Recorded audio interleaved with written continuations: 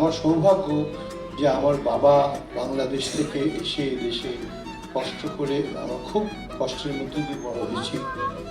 গান বাজনার জন্য একটা স্থান আজকে আসবার সময় শঙ্করের সঙ্গে, শঙ্কর মহাদেবনের সঙ্গে, তারপরে রাকেশ, পূর্বায়ন, সব আমরা বিজনেস লাউঞ্জে বসেছিলাম, অনেক কথাবার্তা। ওরা বলছে যে প্রতিদিন এই আপনার রাস্তা দিয়ে আমরা রেয়াজপত্র করি।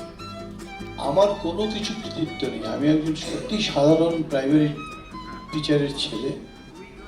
আমি খালি বুঝতে চেষ্টা করেছি যে আমাদের গানটা কত বড়, আমাদের ভারতীয় সঙ্গীত পৃথিবীর শ্রেষ্ঠ সঙ্গীত। সেটা আমি মুখে না বলে আমি সেটা প্রমাণ করতে পারি।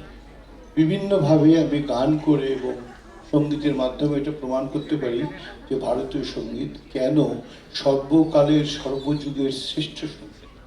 এবং ভারতীয় সঙ্গীতের মধ্যে সমস্ত কিছু আছে, melody, harmony, rhythm, percussion, everything.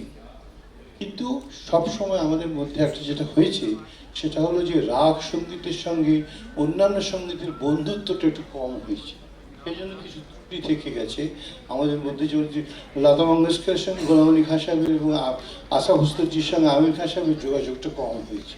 সেটা যদি হতো তাহলে আমাদের গান আরও উন্নত হতো।